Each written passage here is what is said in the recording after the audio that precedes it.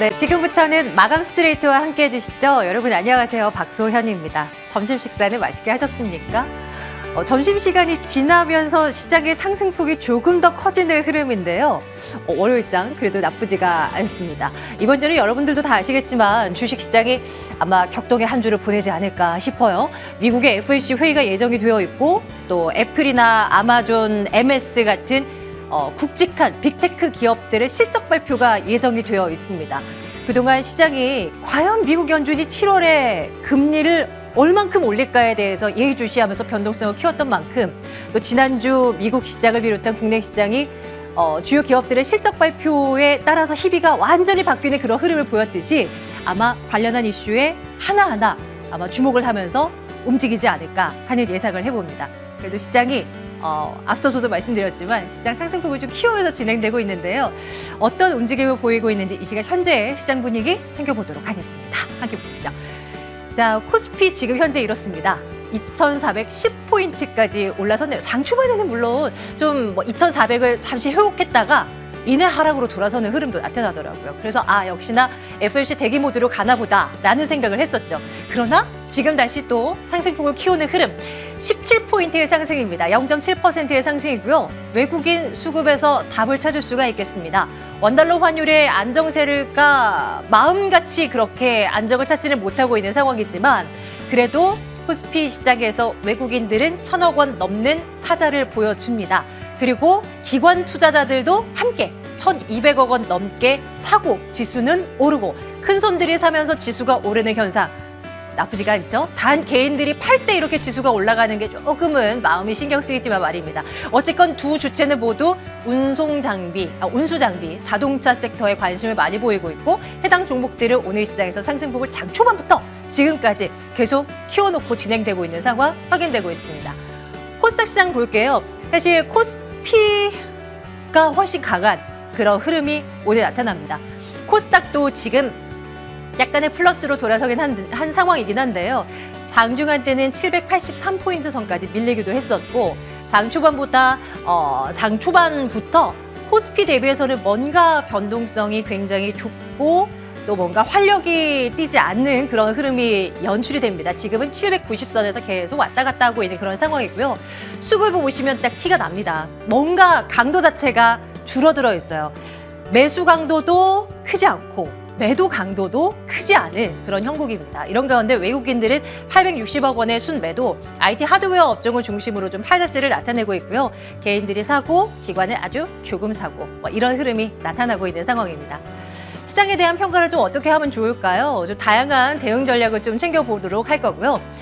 잠시 뒤 박소연의 이슈 픽업에서는 중국과 미국 사이에서의 신경전, 그로 인해 우리가 지금 난처하게 된 이 상황에 대한 이야기를 좀 나눠보려고 합니다. 지금 우리가 미 연준의 금리 인상 그리고 각국의 또 기업들의 실적 발표 여기에 주목을 하고 있지만 실은 이 이슈도 참 큽니다. 그래서 이와 관련해서 시장은 또 어떻게 반응을 할 것인지 우리는 또 어떤 생각을 해볼 수가 있는지 이야기를 좀 나눠보려고 합니다. 저희는 잠시 뒤에 돌아오도록 하겠습니다.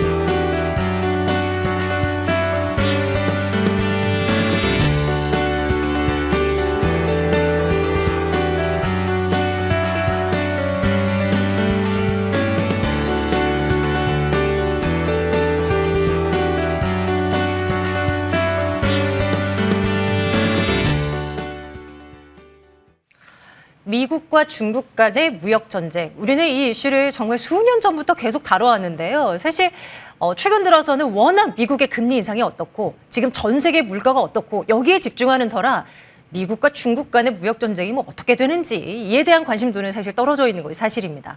그런데 또 최근 들어서 미국 반도체 육성 법안이 한국에 이 반도체에 압박을 주고 있다라는 이런 이슈가 전해지면서 아, 이것이 끝나지 않았구나. 우리는 어떻게 되는 거지?에 대한 이야기를 좀 하게 되는 것 같아요. 이분과 함께 자세한 이야기를 나눠보도록 하겠습니다. 중국경제금융연구소 전명저 소장과 함께하도록 하겠습니다. 어서 오세요. 네, 안녕하십니까? 네, 미국과 중국 간의 이 무역 전쟁이라 사실 한 언제부터예요? 이 이슈가 부각된 지 한 4, 5년 전이었습니까? 2018년부터 시작이니까. 네. 예, 그때쯤만 하더라도 따로 코너를 빼서 미국과 중국 간의 이슈가 이거 터져요, 저거 터져요 하면서 그때도 소장님과 함께 방송을 했던 것으로 기억을 하는데요. 이 이슈가 아직까지도 끝이 아닙니다. 우리가 요즘에 들었었던 이야기 중에 눈여겨볼 만한 이슈가 있다면 뭐가 있겠습니까, 소장님? 그래서 전쟁터가 이게 무역이 아니고 이제 기술 전쟁터로 옮겨졌다고 하는 것이 중요하고 네. 그 기술의 여러 가지가 뭐 통신, 반도체 뭐 여러 가지가 있겠지만 미국이 포커스하는 것은 반도체다. 그래서 반도체는 그 중국은 반도체를 심장이라고 표현하고 미국은 안보라고 표현을 했어요. 그래서 이제 심장과 안보가 서로 이제 치고받는 그런 상황이 벌어졌는데 최근에 아주 이제 그 미국이 재미난 이제 동맹을 하나 제안을 합니다. 그래서 그 동아시아에 있는 3개국을 묶어서 네. 미국과 같이 이제 중국을 봉쇄하는 치포, 그래서 일본, 대만, 한국, 미국 그 전 세계에 이제 뭐 반도체 생산의 거의 70에서 90%를 커버하는 나라들이 합쳐가지고 중국을 봉쇄하자. 이제 이런 제안을 했고 거기 이제 최근에 나온 것은 거기에 이제 미국이 돈을 갖고 흔든 거죠. 그래서 520억 불을 네. 이제 보조금을 주겠다. 그랬었는데 이제 거기에 반드시 단서가 하나 붙습니다. 그래서 520억 불의 보조금을 받는 기업들은 중국에 이 반도체 공장을 증설을 할 수 없다. 그것도 단순히 1, 2년이 아니라 뭐 그렇죠. 향후 10년간 이렇더라고요. 그렇습니다. 그래서 그런 조건을 넣기 때문에 이거 이제 우리로서는 뭐 하이닉스나 삼성이 중국에 공장을 갖고 있고 또 증설을 해야 되는 입장에서는 굉장히 큰 타격이다. 이렇게 이제 많이 생각을 하죠. 그러나 우리가 조금 이제 냉정하게 봐야 될 부분은 한국의 삼성이나 하이닉스도 물론 영향을 받지만 그 미국의 뭐 전 세계로 보면 한 5천억, 5,500억 불 정도 되는 시장에서 네. 중국이 한 1,900억 불 정도 시장이 돼요. 반도체 시장이. 근데 그 1,900억 불 시장에서 절반 가까이를 미국 반도체 기업이 이게 매출을 해요. 그래서 네. 미국이 그렇게 이제 제안은 했지만 우리로 봐서는 이게 한국이 고민스러운 것보다도 더 고민스러운 것은 중국 시장의 절반을 버려야 되는 미국의 반도체 장비 재료 소재 이제 이런 기업들이 사실은 더 고민이죠. 그래서 이 고민은 뭐 우리만 그렇다 이렇게 볼 일은 아니고 그래서 이것은 이제 정치적인 그 어떻게 보면 액션이고 이제 기업들은 어떻게 따라갈 거냐 하는 것은 조금 다르게 봐야 될 것 같아요. 그 관련한 뉴스가 전해졌었을 때 그 이제 미국에서 반도체 육성 법안이 뭐 가결됐다 뭐 이런 얘기가 전해지면서 그때 우리 시장이 그 이슈를 받고 뭐 삼성전자, 하이닉스가 수혜를 받을 것 같아요, 올라요, 뭐 이런 얘기를 했던 것이 기억이 나요. 그런데 이제 말씀 주셨듯이 단 중국의 투자 제한이 있어서 이것은 어떻게 봐야 될 것인가가 좀 의문스럽다 이렇게 이제 말을 한 적이 있었던 것 같은데요. 만약에 우리 일본, 대만, 미국 이렇게 동맹을 맺어서 반도체를 우리끼리 어떻게 해보자라고 했을 때 중국은 가만히 있습니까? 이게 중국이 뭐 혹시나 뭐 경제적으로 보복을 또 나선다든지 뭐 이럴 가능성은 없지 않아요? 당연히 이제 뭐 그럴 수가 있는데 문제는 그 중국이 지금 반도체 동맹과 이제 같이 맞불을 놓을 상황은 전혀 아니라는 겁니다. 아, 그래요? 그래서 지금 그 반도체 기술로 얘기하자고 하면 그 미국이나 이제 한국, 대만 같은 경우는 중국에 비해서 한 4단계 정도 더 이제 이전 그 앞에 나가 있는 세대의 기술을 갖고 있고 네. 중국은 한 4단계 정도 뒤져 있는 상태에서 기술적으로 이것은 경쟁이 되질 않아요. 그래서 이것은 뭐 애초부터 싸움이 될 수 없는 상황이고 중국으로서는 이것이 보복을 한다기보다는 그 반도체 동맹 중에서 가장 약한 고리를 네. 이제 건드려서 네. 어떻게 협력을 받아내고 동맹을 이것을 약하게 만들 것인가 이것이 포커스지 같이 붙었다고 하면서 그것은 백전백패할 가능성이 높아요. 그 약한 고리가 혹시 우리인가요? 그렇습니다. 그래서 보면 미국하고 네. 일본은 같은 스탠스를 갖고 있고 네네. 이제 대만은 저 중국과 적대 관계죠 지금 뭐 거의 전쟁 뭐 직전에 와 있는 상태이기 때문에 한국이 이제 어떻게 보면 협상을 하거나 협력을 해야 될 유일한 대상이기 때문에 사실은 우리가 그렇게 그 중국과의 관계에서 보복의 공포에 떨 필요는 없다 그렇게 보여지고 그러나 이제 문제는 그 정말로 그런 상황이 벌어진다고 하면 맨 먼저 이제 타격받을 것은 애플이죠. 그래서 애플은 자기 제품의 거의 90%를 중국에서 오염하기 때문에 네.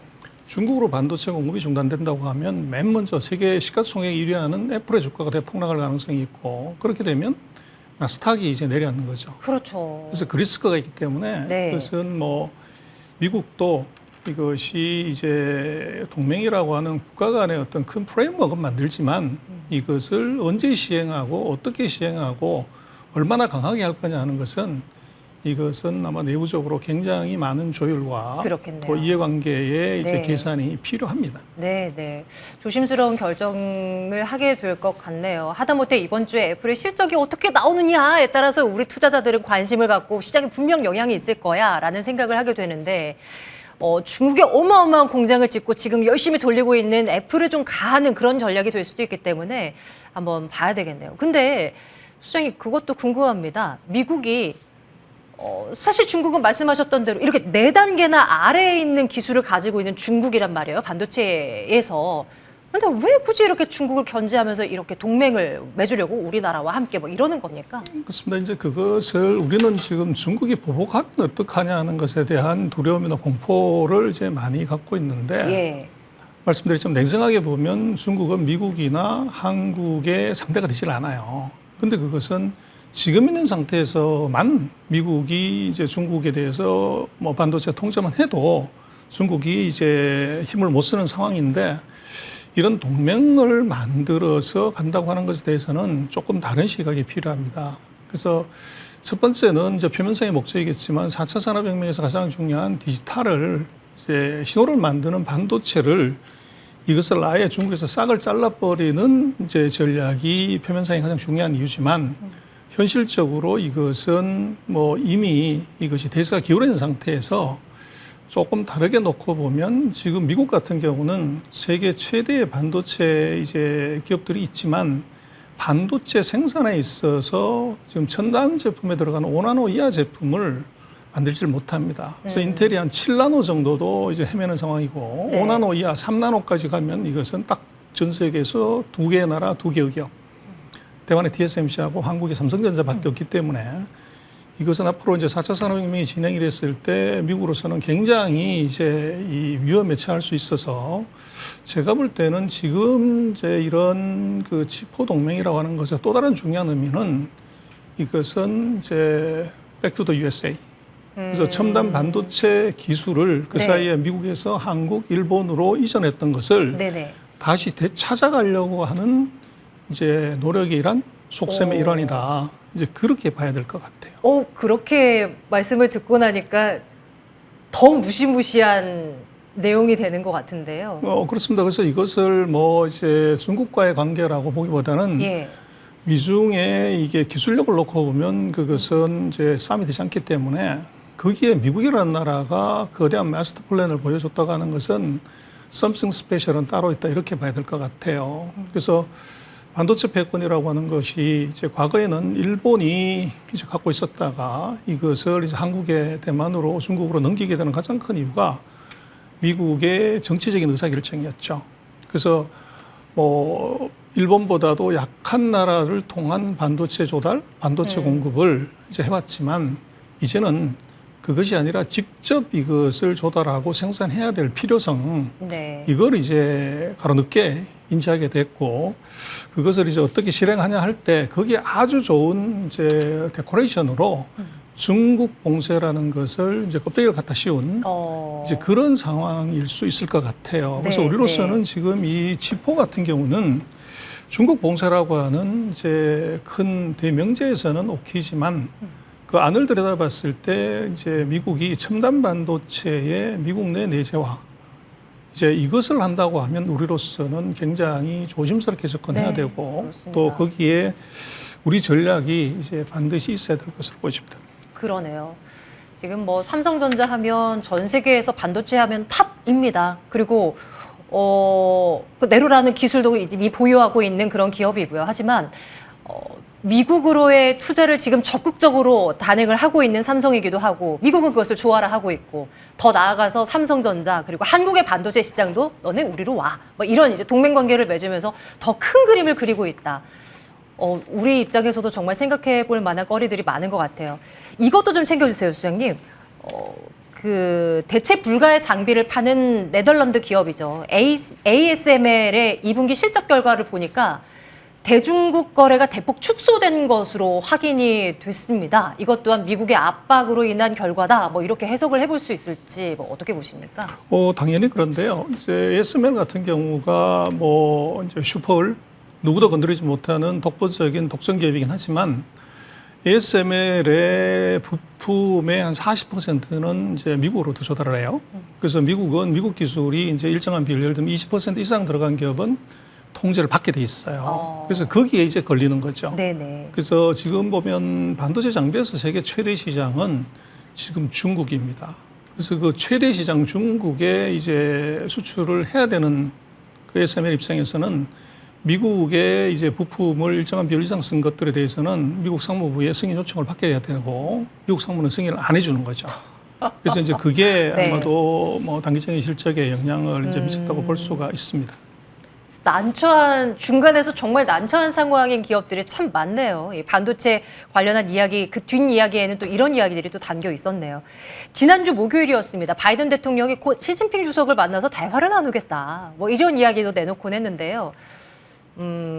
뭐 대중국 관세 인하 관련한 이야기가 나올 수 있을 것인지 한동안 나온다 했다가 뭐 이렇다 할 뉴스가 좀 안전해지는 것 같아서요. 그 가능성은 좀 어떻게 보십니까? 그래서 이제 그 사이에 코로나19 이후에 세계 정상들이 줌으로 회의를 많이 해요. 근데 재미난 것은 줌으로 회의해서 제대로 된 성과를 낸 적이 별로 없습니다. 그래서 뭐 그렇습니다만은 온라인으로 네. 백날 연애도 오프라인에서 만나지 않으면 절대 결혼할 수 없듯이 지금 이제 바이든하고 시진핑도 거의 5차례 이번까지 하게 되면 화상회의를 하게 되는데 사실은 그 화상회의의 결과들이 뭐 뚜렷하게 나온 게 없어요. 그리고 지금 뭐 놓고 본다고 하면 힘이 약한 쪽이 힘이 강한 쪽에 이제 요청해서 어떻게 보면 뭔가를 그 구하고 뭐 이래야 되는데 네. 지금 상태는 보면 최근의 일련의 상황은 강한 미국이 약한 중국에 계속 이제 전화하고 콜을 하는 그런 상황이 벌어져요. 그래서 이제 이걸 놓고 보면 결국은 두 가지 문제가 있는데 하나는 그 미국이 지금 가장 고통스러워하는 이제 인플레이션 문제. 네. 그리고 또 하나는 그 우크라이나 전쟁을 이것을 봉쇄를 하고 싶은데 여기에 이제 동맹의 배반자들이 나오고 또 거기에 구멍을 내고 있는 나라가 있는 거죠.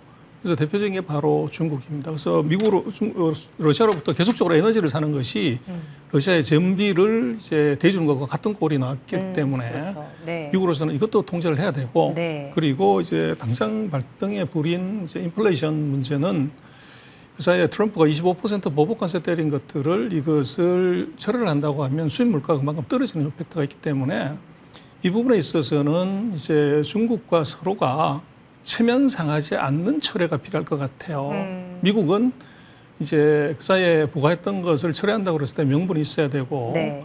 또한 이제 거기에 반대급부가 뭔가가 있어야 되는데 중국으로서는 예를 들어서 보복관세 철회에 대해서 미국에 대해서 수입을 더 늘려준다든지 뭐 이런 것들이 필요하기 때문에 아마 바이든의 이번 화상전화 제의는 뭐 첫 번째는 인플레이션을 좀 낮추기 위한 방안에 있어서 중국과의 좋게 얘기하면 협력이고 네. 또 다르게 생각을 하면 이제 양보들을 이제 끌어내기 위한 것 그리고 이제 반러시아 동맹 요것을 조금 더 철저히 단속해야 될 필요성 뭐 이런 것이지만 그 말씀드렸던 것처럼 오프라인에서 만났을 때의 그 회담의 무게하고 화상회의하고는 차이가 많이 나죠. 그래서 아마 그 바이든 시진핑의 다음 아마 11월 달에 아펙에서 오프라인에서 만날 때가 아마 진짜 진검승부가 될 것 같고 네네. 그것은 이제 11월 달은 시진핑도 3년 이미 결정이 되고 이 미국도 중간선거가 거의 끝나가는 시점이기 때문에 이제 중간선거 결과가 나오게 되면 아마 양국 지도자들의 스탠스가 확실히 정해질 것 같아요. 그렇겠네요. 그래서 지금 뭐 화상으로 뭘 한다고 하는 것에 대해서는 네, 큰 의미는 네. 주기 어렵고 오히려 11월 달에 오프라인에서 미팅이 이제 어떻게 이루어지고 뭐가 다루어질지 그게 네. 더 중요할 것 같습니다. 네. 바이든 대통령 요즘 발빠르게 움직이고 있죠. 최근에는 중동 국가 순방에서 어떻게 원유 좀 더 늘리면 안 되겠느냐 이런 얘기가 했음에도 불구하고 오프라인 만남이 했음에도 불구하고 잘 안 되고 이런 것들이 계속해서 반복되고 있는 상황인데요. 시진핑과의 만남 11월에 예정되어 있다고요. 이것도 아직 먼 일정이긴 합니다만 좀 챙겨봐야 될 것 같네요. 중국 경제 상황도 궁금해요, 소장님. 일단 미국이 공격적으로 금리를 올리고 있고 또 우리나라를 비롯한 주요 각국 은행들도 다 금리를 올리고 있지만 중국은 끄떡도 안 합니다. 그냥 그들만의 정책 스탠스 그대로 그냥 유지를 하는 그런 흐름이고 그리고 최근 주가상으로나 여러 가지 상황에서 이제 저점 찍고 좀 나아진다라는 얘기들도 참 많이 나오고 있는 것 같고요. 중국 경제는 어떤 건가요? 코로나가 이제 중국 경제 바닥을 확인시켜주는 계기가 된 것 같아요. 그래서 울고 싶었을 때 이제 뺨 때려준 그런 결과가 된 것 같은데 4월, 5월 두 달의 이제 도시 봉쇄가 중국으로서는 이제 최악의 경제 지표를 만들게 됐고, 그래서 하반기에 어차피 경기 부양을 해야 되는 시점에서 최악의 지표가 나기 때문에 중국은 대놓고서 경기 부양을 이제 하는 그런 국면이라고 보여지고, 그래서 당초에는 아마 코로나가 지지부진하게 진행이 되면 이제 L자나 U자의 경기 회복을 생각을 했지만 이번 이제 상해 봉쇄로 인해서 중국 경제는 V자 턴을 하는 네. 그래서 이런 형태가 나타날 것 같고요. 또 말씀하신 것처럼 미국은 금리 올리느라고 난리인데 중국은 왜 금리를 낮추냐 그러는 것은 아주 심플합니다.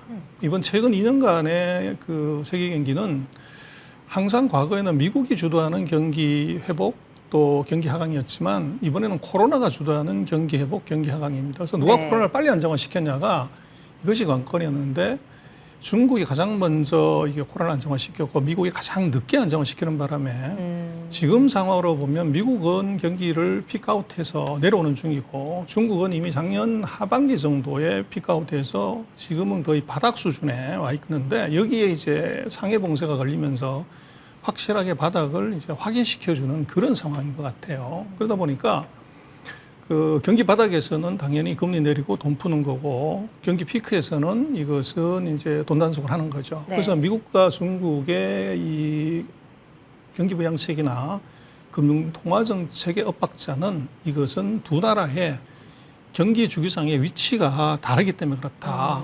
그래서 지금 최근 한 두 달 반 사이에 그 중국으로 전 세계 돈이 몰려갔죠. 전 세계 지수가 다 폭락하는 상황에서 중국은 거의 한 20% 이상 이제 올라갔는데 그게 네. 바로 이제 스마트 마니들은 이게 피크아웃하는 지역이 아니라 바텀아웃하는 지역으로 이제 몰려가는 그런 이제 속성을 정확하게 보여줄 거라고 보십니다. 네, 네.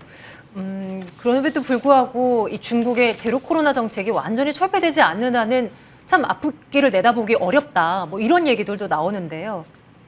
당분간은 이 제로 코로나 정책은 계속 유지가 된다라고 봐야 될 것 그게 이제 우리가 생각하는 제로 코로나는 네. 확진자가 하나도 없어야 된다는 네, 건데. 영영 나와야 된다는 그렇습니다. 거 그런데 아닐까요? 이제 중국이 상해 사태를 겪으면서 말을 슬쩍 바꿨어요. 네.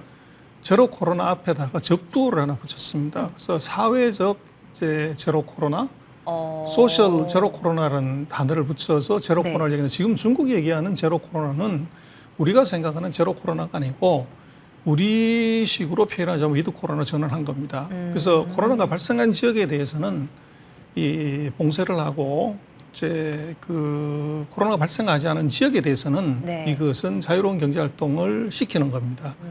그래서 그것은 이제 중국이 그 사이에 코로나를 제로로 만든다는 것이 현실적으로 불가능하다는 것들도 인지를 했고 또 이제 지금으로 놓고 봤을 때 이제 그 오미크론이 완전히 없애기 어렵다는 것을 중국 사실은 인정한 거죠. 그러나 이게 말을 바꾸기가 어렵기 때문에 예. 거기다가 이제 앞에 접두를 붙여서 이것을 이제 어떻게 보면 약간 호도하는 그런 느낌이 있는데 결국 무슨 얘기냐 그러면 중국은 앞으로 이게 코로나 확산이 되더라도 상해 봉쇄, 심천 봉쇄, 시안 봉쇄 같은 도시의 전면적인 봉쇄는 없다. 그래서 이 감염된 지역에 있는 사람들만 골라내서 격리시키고 네, 네. 이 나머지 지역에서는 자유로운 경제 활동을 보장하는 형태로 이제 가게 되는데 이게 중국이 얘기하는 사회적 제로 코로나입니다. 아, 그래서 중국이 앞으로 아마 또 추가적으로 발생을 하더라도 네네. 이것은 발생 지역만 국부적인 봉쇄만 하는 것이 도시 전체나 국가 전체를 봉쇄하는 일은 없다.